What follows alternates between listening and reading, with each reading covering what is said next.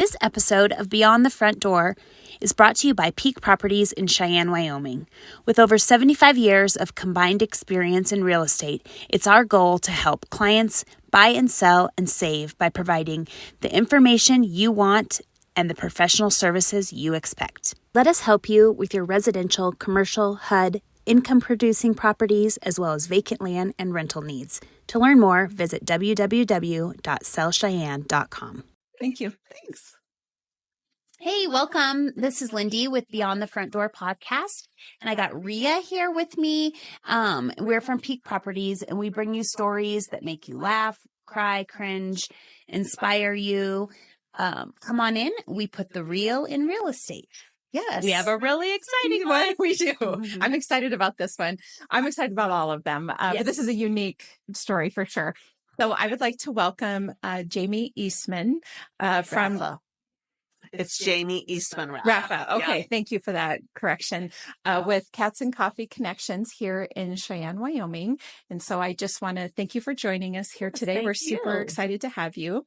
So we're wondering actually if you can, well, first of all, I want to say that she came recommended. I was at lunch with some colleagues and I was telling them about the podcast and they were like, oh my gosh, you got to have the Cat Cafe on to talk about that. And so that's probably, we always get suggestions for people to come in, but this was very just sort of random the way that it happened. And so I was very excited to reach out to you and that you agreed to come on. So thank you so much. Thank you.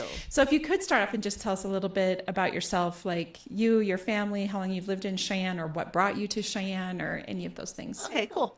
So my name's Jami Eastman-Raffa, and we moved up here several years ago from Colorado. Yes. And I know lots of people are doing that these days. They are. So we moved up here, though, because my daughter was going to UW, and she had a couple more years. So we thought, well, maybe we'll move up there, get a little closer to her, see her a little bit, longer before she goes on. And my husband was thinking of retiring, so we thought, well, Cheyenne might be a good place to do retirement and also see our daughter more. So we moved up here, and I got a job with the Cheyenne Animal Shelter. Okay. So that's where I've been the last few years. And I just decided one day that I just needed to do something different. Well, and we've been talking about that, of course, the jump story. So did it happen over a period of time or did an idea just come to you one day? Like, how did it come about? Well, my daughter actually said, Mom, you should read this book. You are a badass. And it's by Jen Sincero. Mm-hmm. And so I thought, okay, I'll read it. I needed something good to read. So I read through it, and it gives you some encouragement to do something that you want to do, even if you're afraid to do it and you're like, I don't know if I can do that. And I was like, that's kind of cool. Maybe I should try to do something, in my age now, I'm like, I should do something that I really enjoy. Yes. Before it's too late. Yes. So I don't really know how the cat thing came about, but I loved all the cats at the shelter, and I just was always happy when they went home, but I was also sad because I really got to love the cats there and the dogs. I mean, they're just all the animals there. You just fall in love with them. So a burning question I would have is then, do you have a lot of animals at home? I do. Okay. Yes, so I have several cats and I have a dog. I have a pup. So yeah, we do have animals. I didn't adopt too many from the shelter while I was there, but I think that would be hard to do. I did adopt a couple. So I think everybody that works there adopts at least one. At least one. Yeah. So I just started thinking about, well, what could I do to support cats and, help cats out and stuff. So I just was like, wow, they have those cat cafes all over. And I was like, I wonder what those are all about, because I'd never been to one. Mm-mm. So I started Googling and checking them all out, and then there's a lot. Like in others, I haven't even heard of one in Wyoming. Do they exist in Wyoming? No, you're the only one. There was one in Casper that opened a little bit before me, and unfortunately she's had to close due to some personal things. So right now I am, the only cat cafe in Wyoming.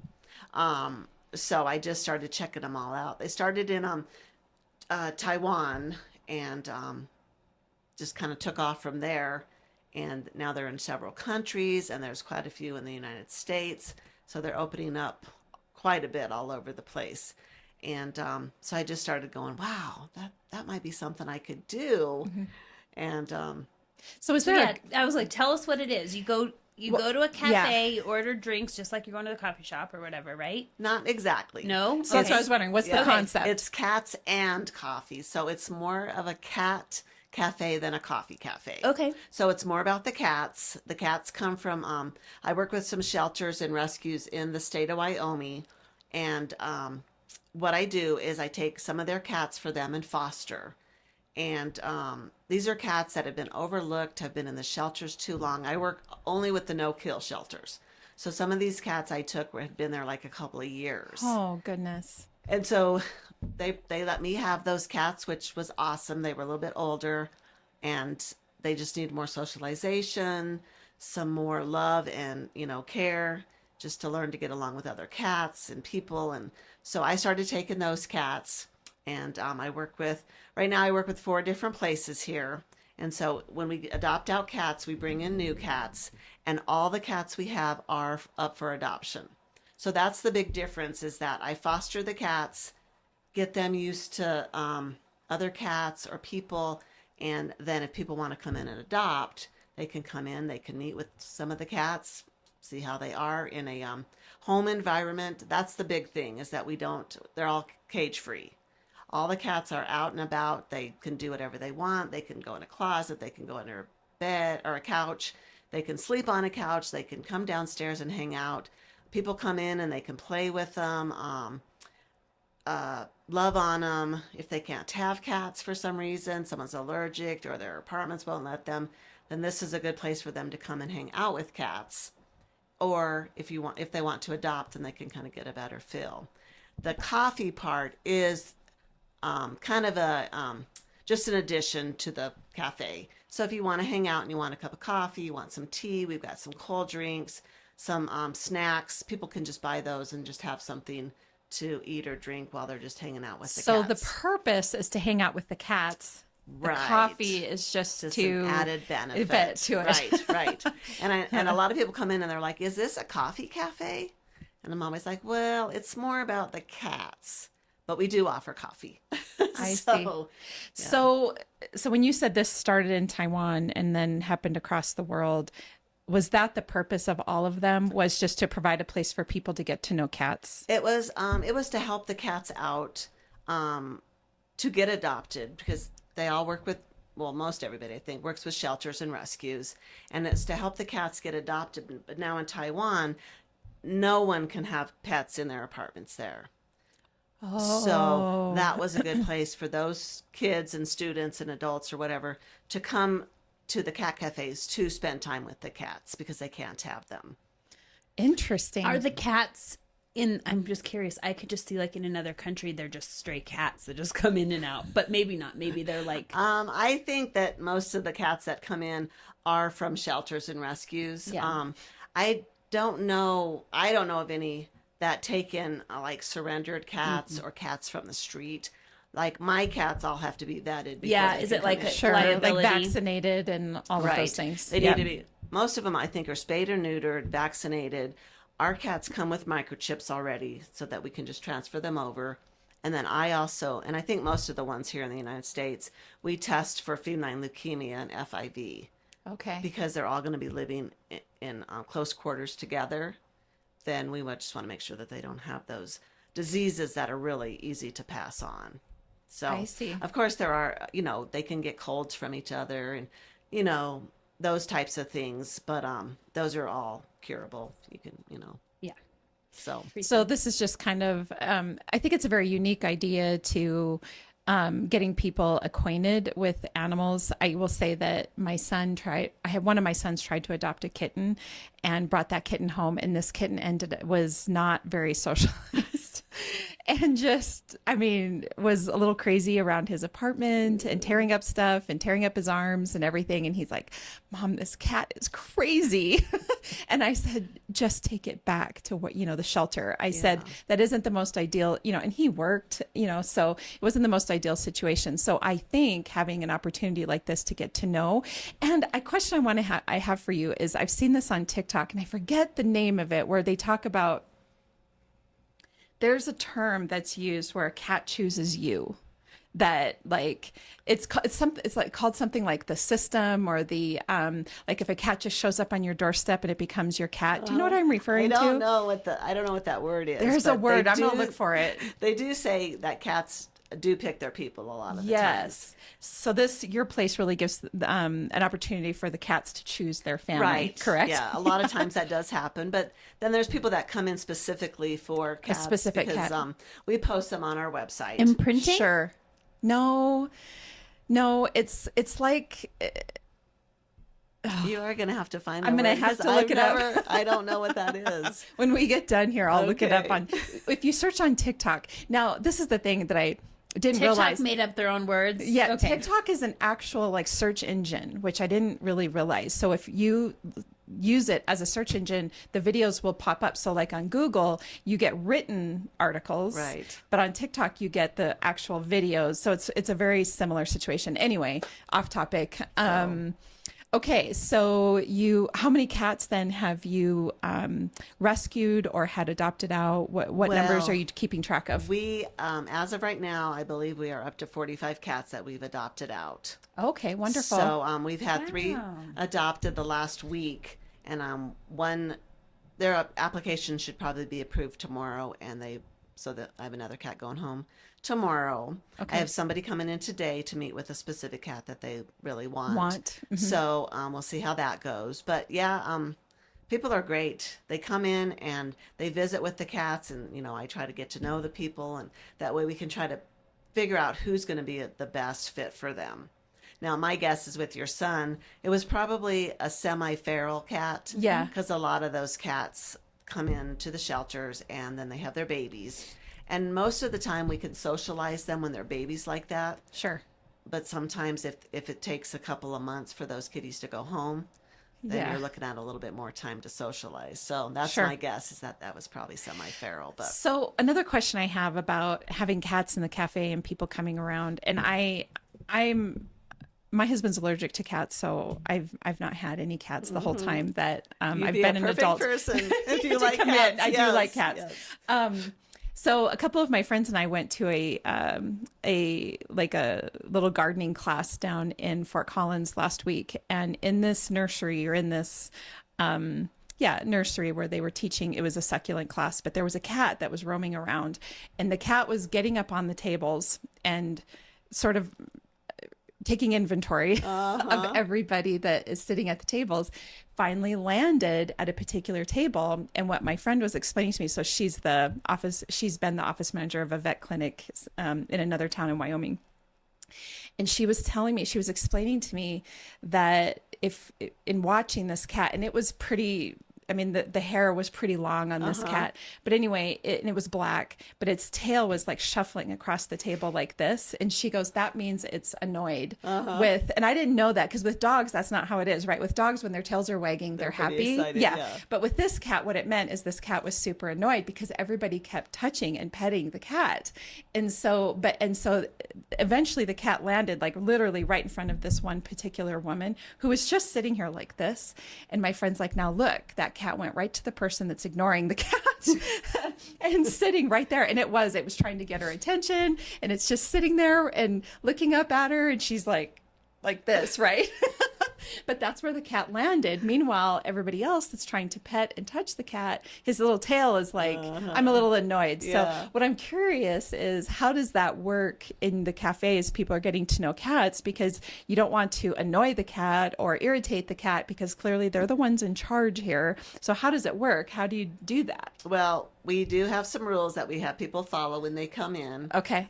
If that's one of them, if the tail is swishing back and forth, that means they are annoyed. Yeah. So it's probably best not to pet them or, really bother them. Sure.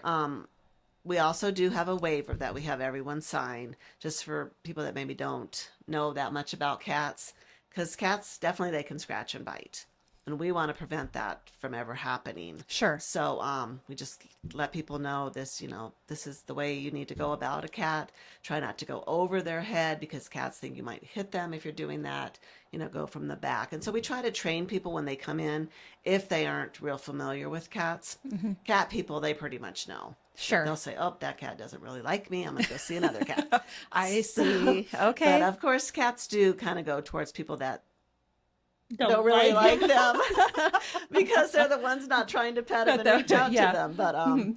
But a lot of times too, cats will go right to the people that they know love them, and that's kind of when they say it's that cat picked you. Yeah. That's how that came about, because cats will go right to a person and go, oh, this person's a cat person, and they'll let them pet them and pick them up, and they'll get in their laps and that type of thing. So cats all have their own personalities, and Definitely. that's one of the drawbacks with cats is people don't like that because they are kind of independent and have their own personalities, and so some people, they don't like that. But I actually think that would be very sort of relieving, because like I have a little Shih Tzu at my house who is and little dogs like that are companion dogs, right? Mm-hmm. So it doesn't matter where you go in the house or what you're doing. She is right there with you, following you around, you know, wanting love. She thinks everybody should love her. Everybody should be petting her. Like, that's how it is. And we don't mind that. But it also means, like, if we're going to leave and go out of town, I got to have somebody over there pretty consistently checking in on her, because she needs that. She's worried we've left her for all of eternity when we leave, right? But cats can be left alone and they don't mind. Well, A little bit. yeah, Yeah. there's a point. I mean, if you leave a cat alone maybe for a day or two and make sure they have plenty of food, water, they'll be okay. I didn't mean long term, but Yeah. yes. But even like, I wouldn't recommend leaving a cat for a week. I No. mean, cats do need some attention. They need to know that somebody's there, Yes. you know, watching them, Yeah. cleaning their litter boxes and that type of thing. So Yes. cats are definitely more independent. You don't always have to give them as much time and energy. Yeah. Um, But you still need, but yes, there's thank you. still a Yes. lot of cats that are just like a dog and follow you around and want you to be there and want you to pet them and love on them constantly. And Okay. so it just really depends, on the cats. Well, and I would imagine that if people are considering adopting a cat, they do need to think about their own lifestyle, their own personality. If And they that, have other pets. yes, thank you. Yes. And then if that cat is going to fit into your home. Right. And so your place is a great place for them to sort of sort all of that out. Right. And I try to give them as much background on the cats that I can, because a lot of cats come in as strays. We don't have any Sure. background. You can kind of get the feeling, if a cat's pretty friendly and they came in as a stray, they were probably somebody's pet. But if they're really scared and shy, then who knows? Maybe they got left. Maybe somebody, dropped them off. There's a lot of different reasons that we just don't always know. And then there's a lot of cats that are surrendered, even dogs, really for no reason at all, just because they don't want them anymore. Yeah. Or whatever. I think about that a little bit, in that there's a lot of judgment out there for people that surrender animals. And I get it. Like, I couldn't even imagine surrendering my dog and having her wonder where we are and how come she's not at home. That's very heartbreaking.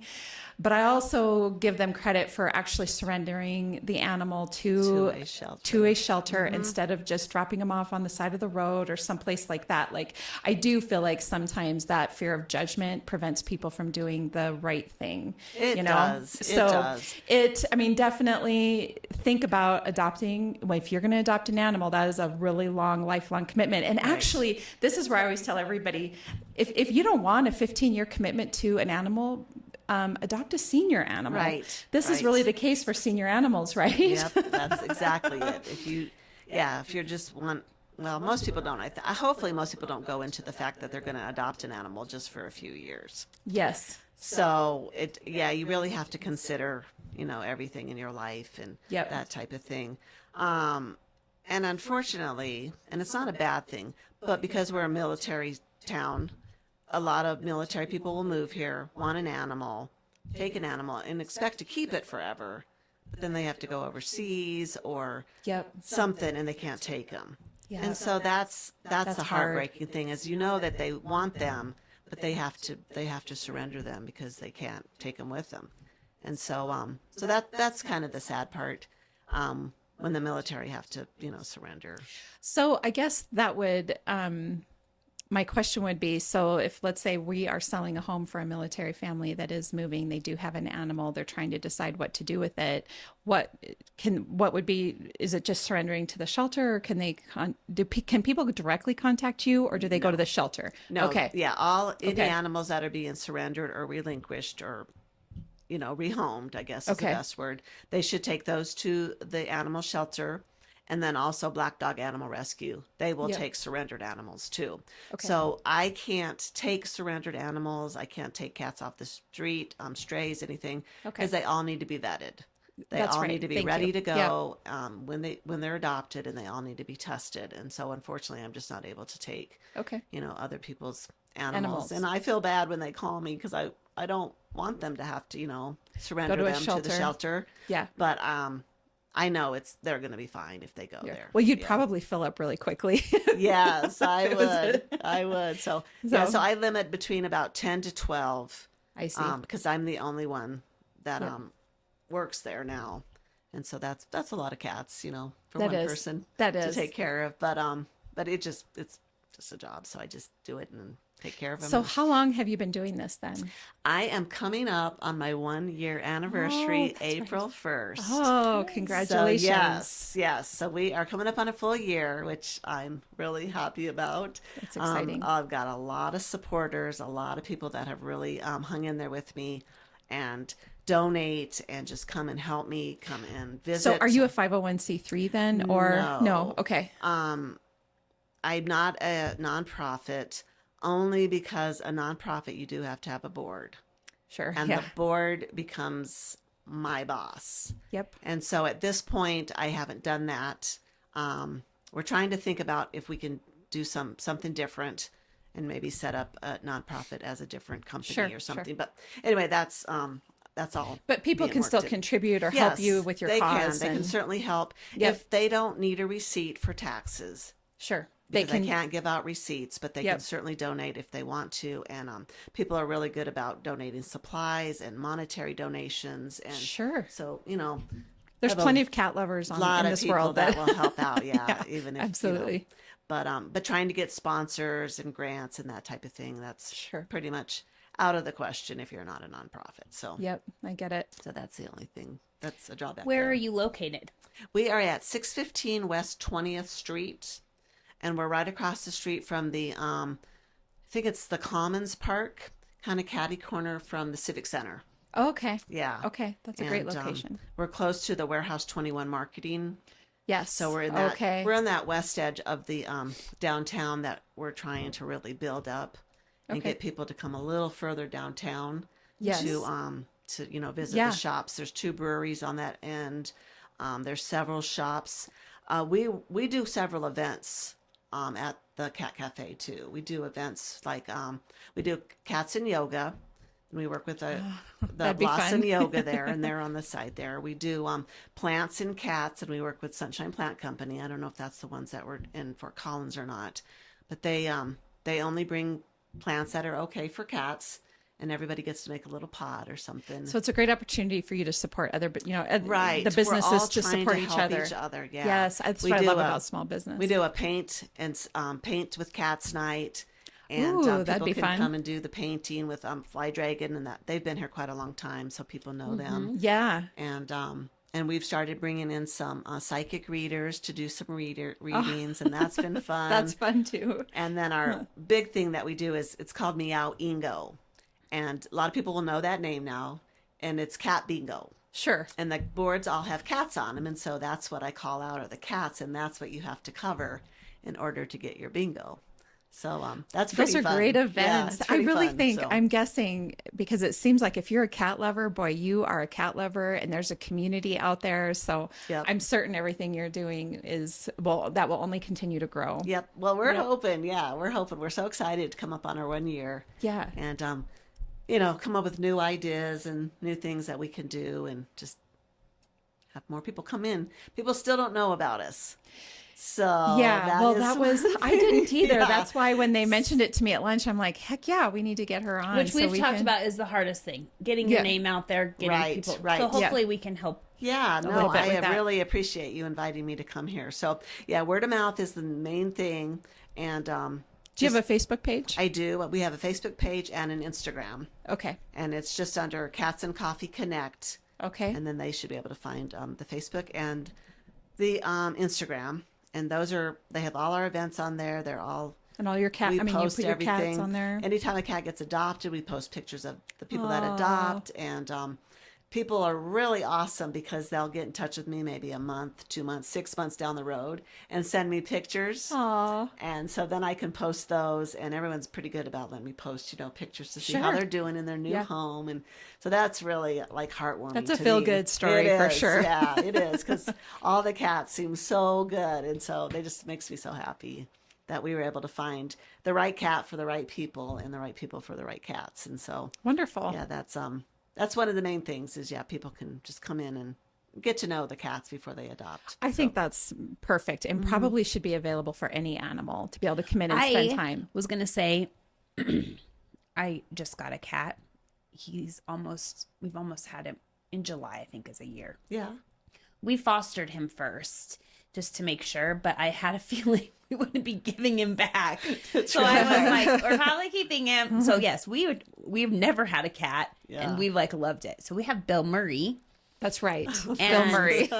And he's the best. That's cool. And he was just a kitten that they found, the animal shelter got him, and he wasn't going to make it. And he's the best. Now that's a feel good story. Yeah. Anyone that saves animals that aren't well or have some learning disabilities or just need a little extra, that's huge when people will take animals like that and help make them into Well, it takes a community, right? Like it takes everybody to take care of each other. It is very rarely ever one entity that can do it all. We talked about this with the police department. The police can't fully solve every crime by themselves. Right. They need the They help need of help. the community. And with everything that happens, and that's one of the great things about Cheyenne is I do feel like if people are aware of the problem or they know something's going on, everybody's going to pitch in and, help make a difference. Yeah. So, and I notice a lot of animals get out,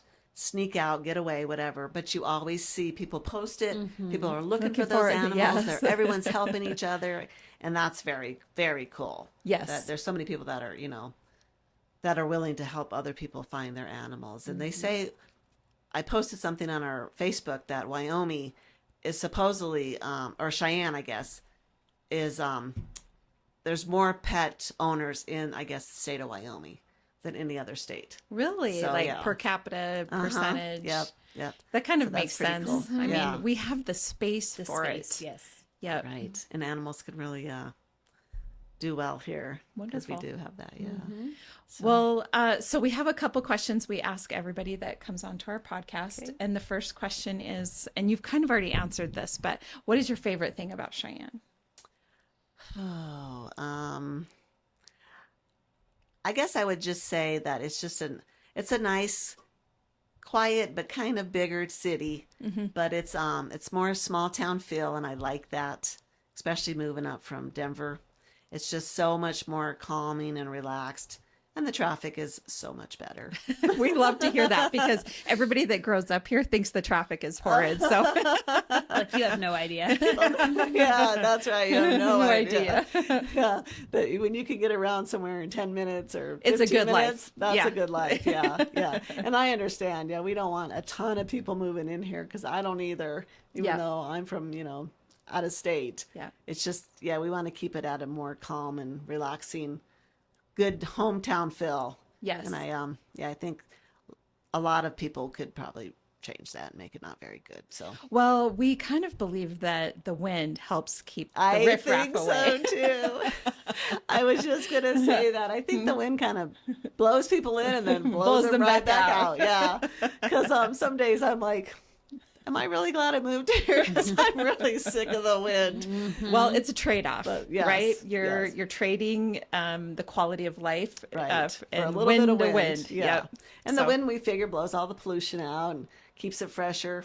Yeah. And so, Yeah. yeah. It's a good life here. It is, yeah. So, all right. Your favorite? Well, since we are real estate agents, we have to ask a real estate question. Okay. If you could buy real estate anywhere in the world, where would it be and why? Is that a true question? No, it's for real. Money's no object. Money's you no just say, object. where would you buy it? Hawaii. Hawaii. You're the second one or the third. Yeah. Second or third one to Yeah. tell us that. Yeah. That's where I would like to live. Speaking of weather that's unpredictable. Yeah. She would like to go to Hawaii. Well, Hawaii has changed a lot, so I do admit that. Have you spent a bit of time there?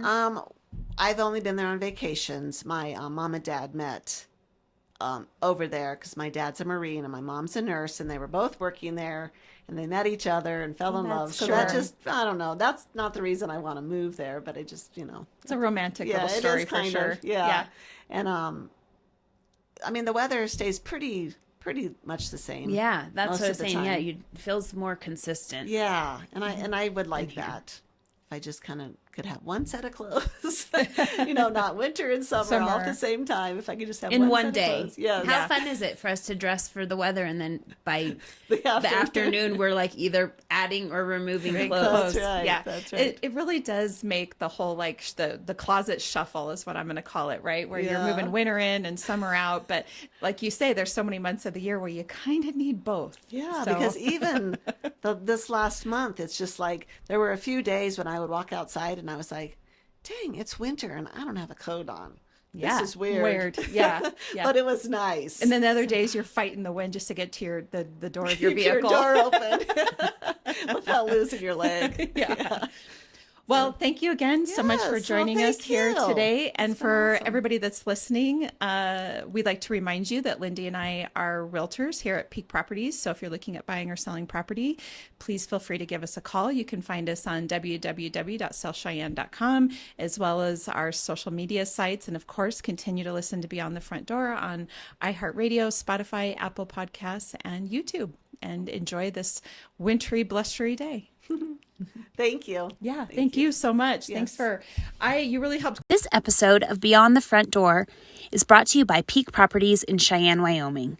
With over 75 years of combined experience in real estate, it's our goal to help clients buy and sell and save by providing the information you want and the professional services you expect. Let us help you with your residential, commercial, HUD, income-producing properties, as well as vacant land and rental needs. To learn more, visit www.sellcheyenne.com.